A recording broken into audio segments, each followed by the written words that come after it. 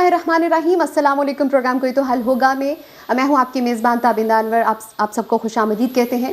ناظرین، سیاسی صورتحال، سیاسی سرگرمیاں سرگرم ہیں، اور سیاسی صورتحال پہ نظر ڈالنے کے لیے اور اس کے حال احوال معلوم کرنے کے لیے آج ہمارے ساتھ اسٹوڈیو میں موجود ہیں پی ٹی آئی کے بانی، سیالکوٹ کے بانی، اور پی ٹی آئی کے بہت ہی سرگرم اور بہت ہی ایکٹیو کارکن، اور جو کہ کسی بھی تعارف کا محتاج نہیں ہے، لیکن جب بھی ان کا نام آتا ہے تو تعریف جو ہے اور جو ان کی کوالٹیز اور ابیلٹیز ہیں ان کے بارے میں بات کرنے کو دل چاہتا ہے.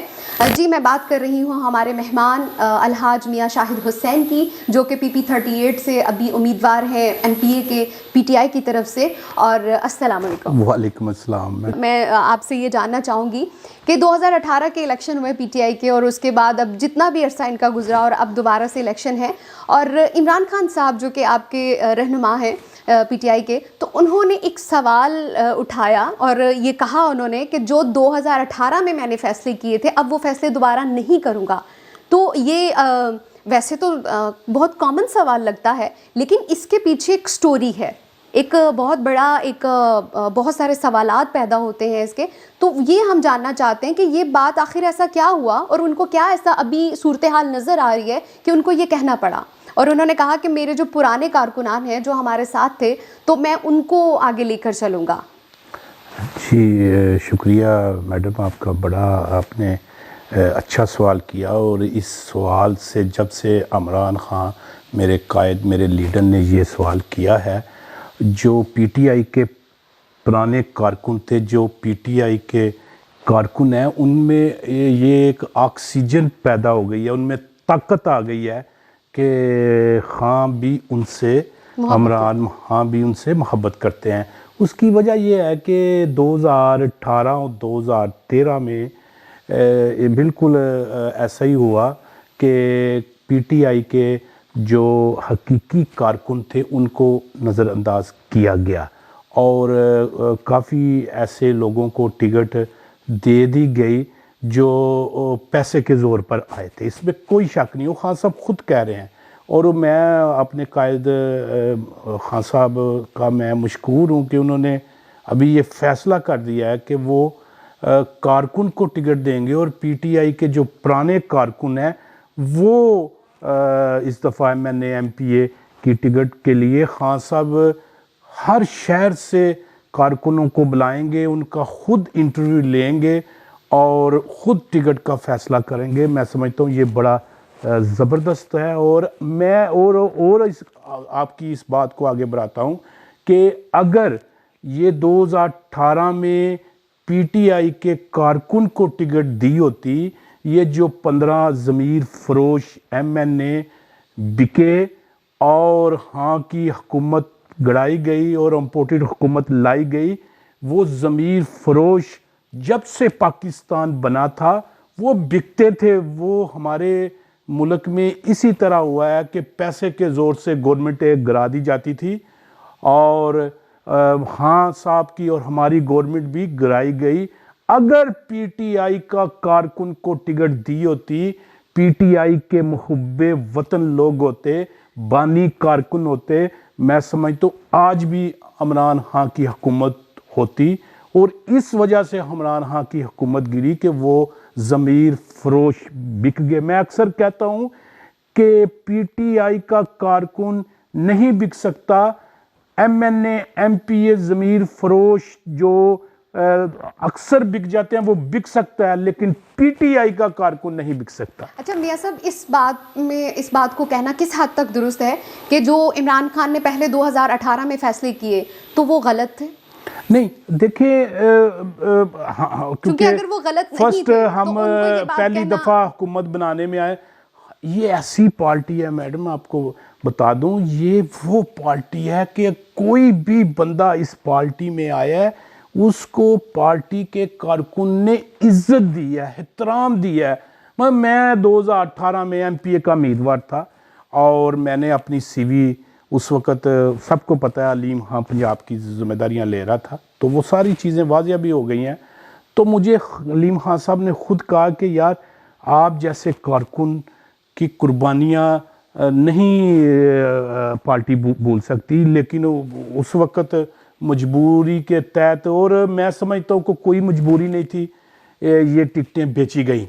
انہوں نے صحیح بات میں خود پتہ چل گئی ہے, ساری سامنے بات. اور یہ میں آپ کو اور بات, یہ نہیں کہ پی ٹی آئی میں ٹکٹ بکتی ہے, یہ نون لیگ والے بھی ٹکٹ بیچتے ہیں, لیکن میرے قائد عمران خان نے کہا ہے کہ اس دفعہ کوئی ٹکٹ نہیں بیچے گی, کوئی سرمایہ دار کا وزن نہیں کیا جائے گا جس کے پاس پیسہ اس کو ٹکٹ دی جائے گی, نہیں, جو کارکن ہے جس کی خدمات ہیں اس کو ٹکٹ ملے گی. شاہد صاحب کہا جاتا ہے کہ غلطیوں سے سیکھا جاتا ہے, تو کیا یہ کہنا کس حد تک درست ہے کہ غلطیاں ہوئی ہیں عمران خان صاحب سے, غلطیاں ہوئی ہیں اور اب وہ اس کی سیکھ کے بنا پہ آگے بات کر رہے ہیں؟ دیکھیں غلطیاں ہوئی تھی تو ہم نے پنجاب اسمبلی سے ابھی وڈرا کیا ہے اپنی حکومت, اور خیبر پختونخوا سے بھی حکومت ہم نے ختم کی ہے.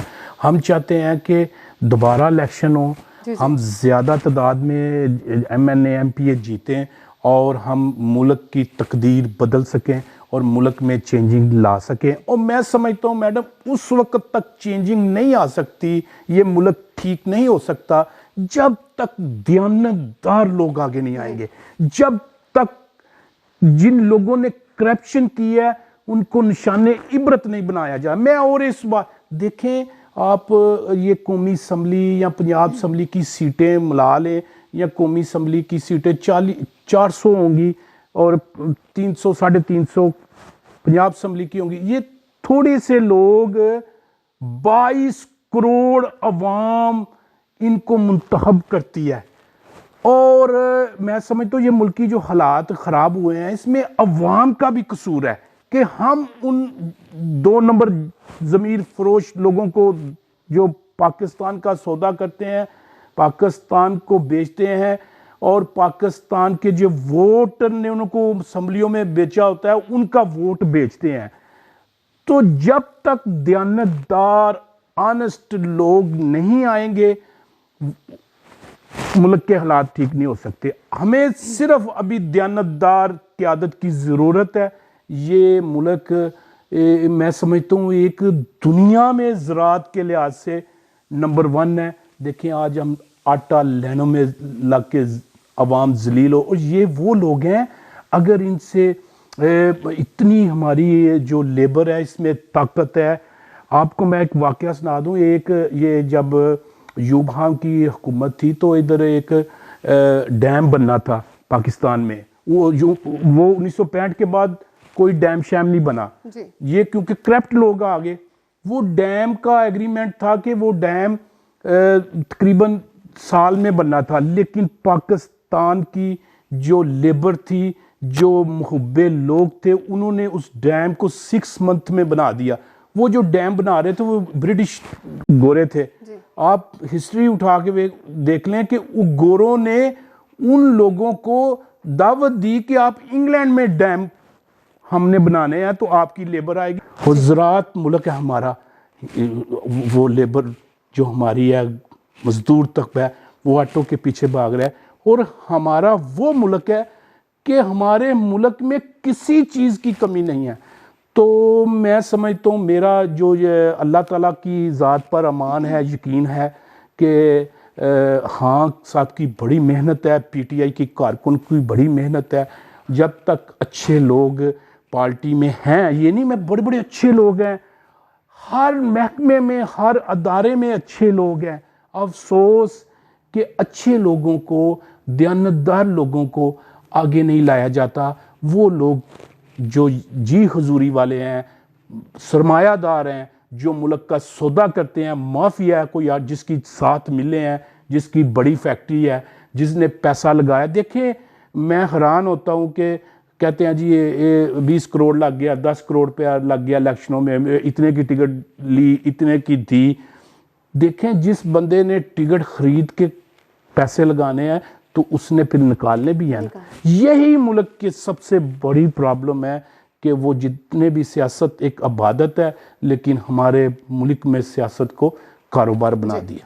شاہد صاحب آپ نے بات کی شفاف الیکشن اور دیانتدار لوگوں کو آگے آنے کی, تو ایسا کیسے ہو سکتا ہے؟ ہو سکتا ہے, دیکھیں ماشاءاللہ کیوں میرا لیڈر عمران خان صاحب اس میں محنت کر رہے ہیں. آپ خود ادھر سے سٹارٹ لیا تھا ہم نے کہ 2018 میں خان نے کہا کہ اس دفعہ میں ان لوگوں کو دوں گا. ٹکٹ جو دیانتدار ہیں، آنسٹ مطلب کیا ہم یہ بات کہہ سکتے ہیں کہ انہوں نے چھانٹی کر لی ہے، ان کو پتہ چل گیا کہ شفاف الیکشن کیسے ہو سکتے ہیں، مطلب کہ یہ تجربہ حاصل کر لیا جی بالکل میری بات، دیانتدار لوگ کون کون ہیں؟ بالکل ان کے چھانٹی ہو رہی ہے، اور انشاءاللہ یہ دیکھیں خدا نخواستہ میں کہتا ہوں پھر اگر ہم نے ضمیر فروشوں کو ٹکٹیں دے دی، پیراشوٹر کو ٹکٹیں دے دی، اور وہ لوگ جو بک جاتے ہیں جو پیسے کے زور پر، تو پھر وہی ملک کے حالات ہوتے ہیں. اصل میں چینجنگ تب آئے گی دیانتدار لوگ آئیں. چلیں خوشی کی بات تو یہ ہے کہ دیانتدار لوگوں میں آپ کا بھی نام آتا ہے، اسی لیے تو ایم پی کی امیدوار ہیں آپ. میں کارکن ہوں، میں پھر کہتا ہوں یہ میرے منہ سے نہیں، لوگ، میں ویسے آپ کی بات، میں کسی ادارے میں میری کوشش ہوتی ہے.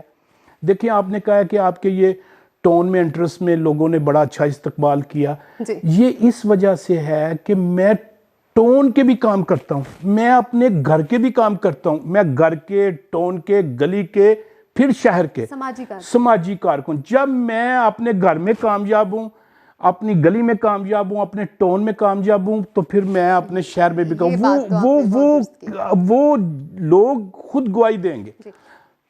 شاہ صاحب آپ کی قربانیوں کی مثال تو پی ٹی آئی سے ہمیں ملتی ہے، اور اگر اس بار بھی آپ کو قربانی دینی پڑ گئی تو؟ نہیں، میں اس دفعہ قربانی نہیں دوں گا. آپ جب آ رہے ہیں تو میری گلی میں یہ لائٹیں چل رہی ہیں، سارے ٹون میں روشن ایسے لائٹ ہے، تو کیونکہ میں ابھی عوام کی آواز ہوں. میرے دوست ساتھی کہتے ہیں کہ شاہد صاحب جان اللہ دی ووٹ تہاڈا بلے دا، تو میں ان کی مہربانی ہوں. تو جب میں دوسرے کسی جو اچھے لوگ ہیں ان کا نام لیتا ہوں تو وہ خود کہتے ہیں یہ اچھا ہے، تو جو نہیں اچھا تو کہتے ہیں بھاجی گل ہے وے اسی انہوں نے ووٹ نہیں جے دینا، پائیں جو مرضی کریو، دیکھو اے انہوں دی سٹوریاں نے. پھر میں کیا کر سکتا ہوں، وہ سچ بولتے ہیں. میں آپ کو پہلے سٹارٹ میں کیا، عوام جو ہے نا، ہماری عوام نے، خان صاحب نے بچے کو شعور دے رہی ہے. آپ کسی کو کھڑا کریں تو پوچھیں نواز شریف، کہیں گے چور، کہیں گے مریم چور، زرداری چور. تو میں نے سکھایا ان کو، وہ کہیں گے عمران خان زندہ باد. گلی میں پوچھیں بھئی آپ کی گلی میں کون کام کر رہا ہے، آپ کے شہر میں کون کر رہا ہے، پی پی 38 میں کون کام کر رہا ہے. شاہد صاحب اس بات پہ تو چلیں گے تو ہماری بات بہت لمبی ہو جائے گی.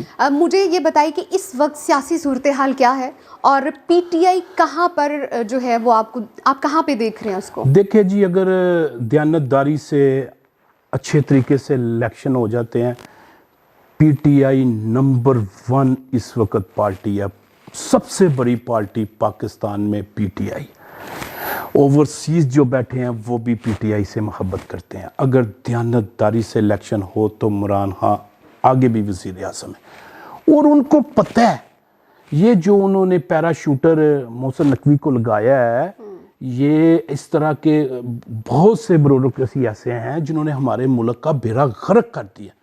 ان کا جب ادھر بھی کوئی ڈی سی لگتا ہے تو اس کا جھکاؤ ایک طرف ہوتا ہے. ڈی سی یا ڈی پی او کا کام ہے کہ وہ دونوں پارٹیوں کو، کوئی بھی جماعت ہے اس کی فوری ایک جیسی بات سنیں.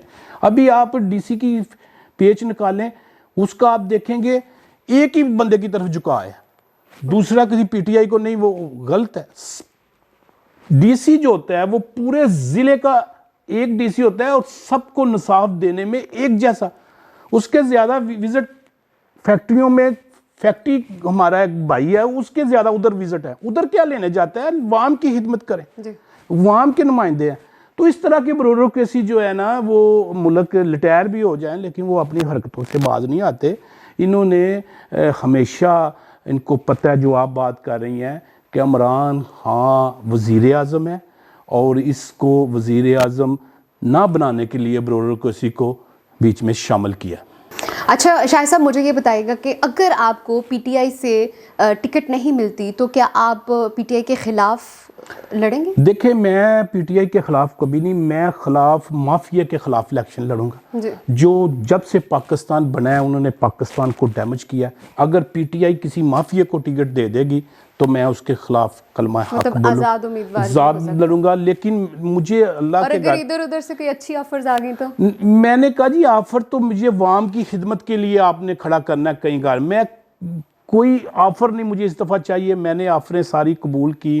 میں نے پی ٹی آئی کے حق میں 3 دفعہ وڈرا کیا اور ریکارڈ میں میرے ڈاکومنٹ موجود ہیں, میرے پاس میری سی وی موجود ہے, میں نے وڈرا کیا ہے. لیکن عوام میرے سے اس بات پر کہ اگر آپ ابھی میں عوام کی حق کے لیے نکل رہا ہوں کہ کتنی دیر یہ ہماری عوام پسے گی. اللہ بھی اس قوم کی حالت نہیں بدلتا جو خود نہ بدلے.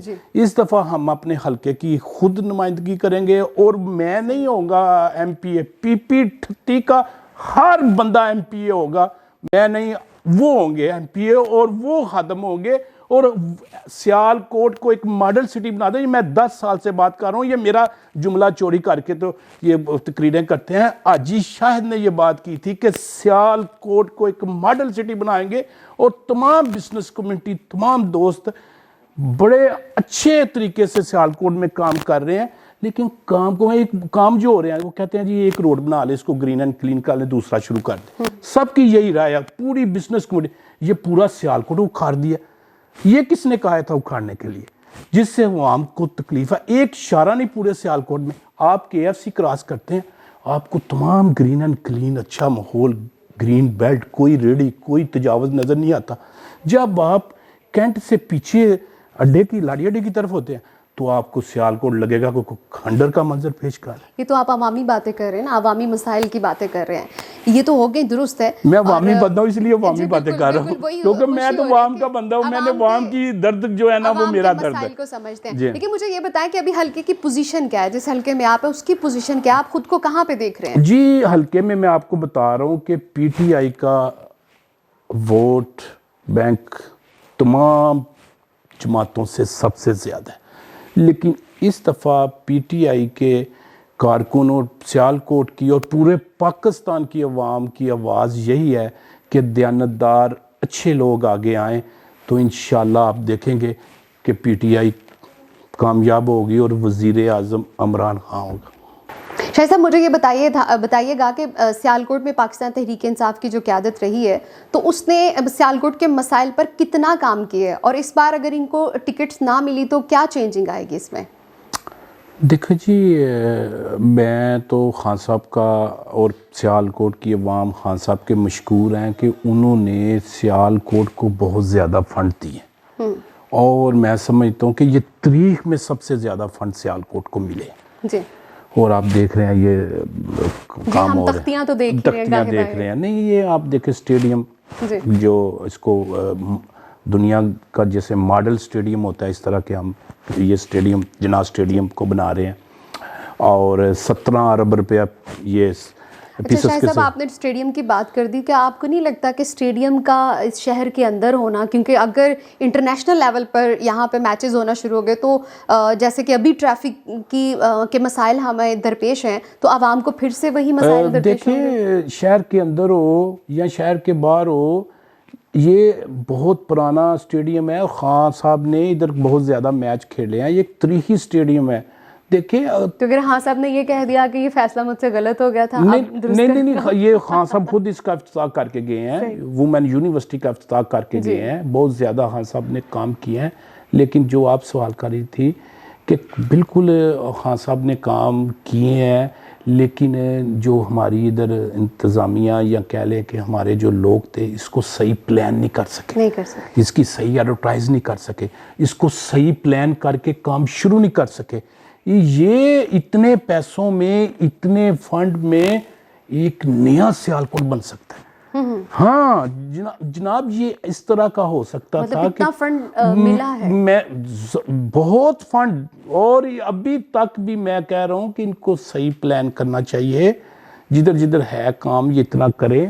اصل میں ہمارے شہر کو 2 روڈ اگر نئے ملتے ہیں, یہ پہلے کیپٹل روڈ کو نا, یہ نالا ایک گزرا ہے اس کو کور کر کے تو اس کے اوپر روڈ بنایا گیا تھا کیپٹل روڈ پر, تو بڑا زبردست قسم کا روڈ بن گیا. اسی طرح اگر پورے شہر کو اس طرح کور کر کے جتنے بھی ڈرین ہیں, یا ڈرین اگر یہ ڈالنا بھی تھا تو اس نالے کے اندر ڈرین ڈالنا تھا, جس کی وجہ سے سیالکوٹ گرین اینڈ کلین ہو جائے گا. اور جو آپ کہہ رہی ہیں کہ پھر ٹریفک کے مسائل حل ہو جائیں گے, وہ 35 کروڑ روپیہ ٹریفک کی بحالی کے لیے رکھا ہوا ہے یہ پیکج میں 17 ارب میں. لیکن افسوس ہے کہ سیالکوٹ کی عوام کا یہی کہنا ہے کہ اس کو صحیح پلان نہیں کیا, پورا شہر ایک دفعہ کھود دیا. اگر اس کو ایک روڈ گرین اینڈ کلین کر کے اس کو تیار کر کے دوسرا روڈ شروع کر دیا جائے. میں نے ویسے یہ آواز ہر جگہ اٹھائی ہے, تو انشاءاللہ بڑا سپیڈی ہو رہا ہے. دیکھیں انشاءاللہ امید پر دنیا قائم ہے, لیکن تبدیلی جو آپ کہہ رہی ہیں وہ قیادت کے اندر بھی چاہیے اور عوام کے اندر بھی چاہیے, اور نئے لوگ نئے چہرے مست ہیں. شاہد صاحب بہت اچھی گفتگو رہی آپ سے, اور کوئی میسج آپ دینا چاہیں؟ جی میں اپنی عوام سیالکوٹ کی اور پورے پاکستان کی عوام کو یہی کہوں گا کہ دیکھیں آپ 22 کروڑ پاکستان کی عوام ہے یا 23 کروڑ ہے, آپ اگر 450 بندہ قومی اسمبلی میں بھیجتے ہیں تو ان لوگوں کو بھیجیں جو دیانتدار ہیں. ابھی آپ کے پاس موقع ہے, آپ ووٹ کی طاقت سے جو لوگ دیانتدار ہیں ان کو کامیاب کریں, اور جو کرپشن میں ملوث ہیں ان کو ووٹ کی طاقت سے نشان عبرت بنا دیں.